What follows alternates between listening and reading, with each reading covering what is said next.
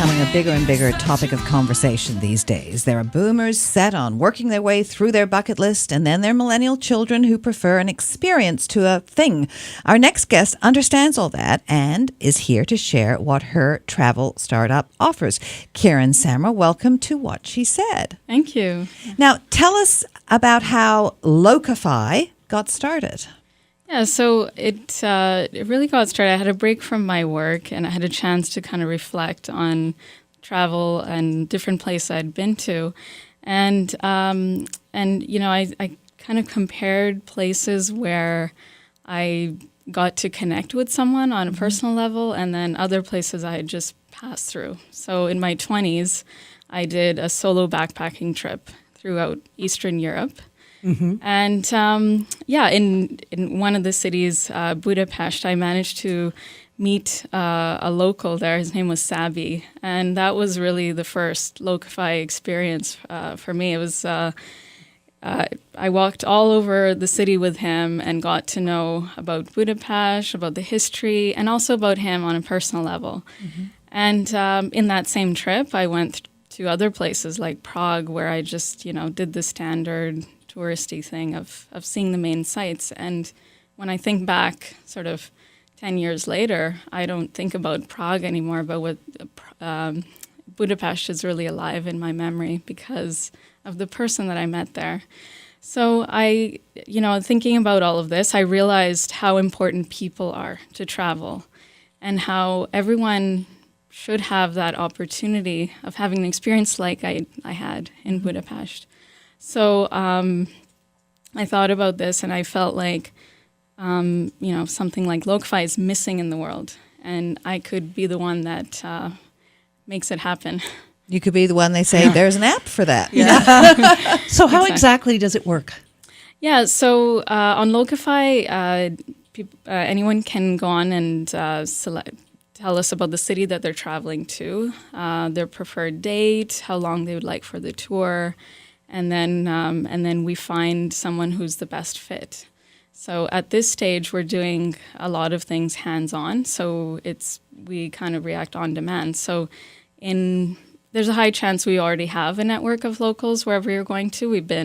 We've had tours in 160 cities so far. Wow.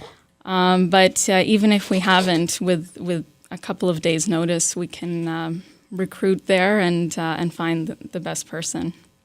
So the person goes on and you select a person for them, or do they maybe have a choice? At this stage, we are choosing the best person for the traveler. Okay. So we take their preferences into account, their language preference into account. That's an important one. We match the travelers up with the right person. Okay, so on that note, how do you vet the locals you hire to ensure safety and security of travelers? Because I imagine that's a concern. Yeah, of course. So it's like any job interview. So people apply and we look at their application. That's the first level of filter. And then we have an interview with them, usually about half an hour to get to know them better, make sure they're a good fit. And the kind of things we're looking for is just knowledge of the city, obviously, but also how well they interact, their social skills, because it's really about, who has that ability to connect with people on a personal level quickly.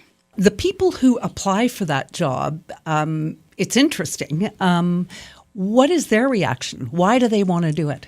Yeah, so I don't really think of it as a job. It's the way we position it is it's really something fun to do on the side. Mm-hmm. So we don't work with professional tour guides. We work with people who are outside of the tourism industry completely, in general, because we want to provide an experience that's more authentic. And to me, authenticity comes from a place where you're doing something because you enjoy it and not just for, the monetary gain. So, and also, a professional tour guide does the same tour day in, day out, maybe several times a day. Becomes robotic. Yeah, and how can that really stay authentic? It's more of a performance.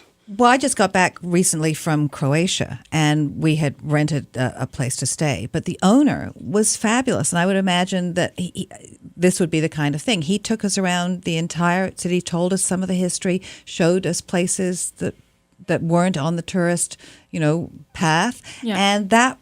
And that's, I think, why I like Split the best out of my whole trip, because he added to it. Right? Yeah. He really did. Yeah. Kieran, for somebody who is traveling, how far ahead should they go onto Locify and try and find somebody? I think if we have a few weeks' notice, especially if you want to plan it so that you could do a Locify experience in every city that you're going to, it's good to have a couple of weeks heads up, so that in case some of the smaller cities, if we haven't yet started to recruit there, then we can get that started. Okay, so tell people how they can find out more. Where do So they go? they can go on locify.com. A lot of people ask me about the name too. So lok means people in Hindi, and fi means to make. So the idea is to make your travel about people. Just about the pricing, because that's an important point. So you pay according to the length of tour and the number of people in the group.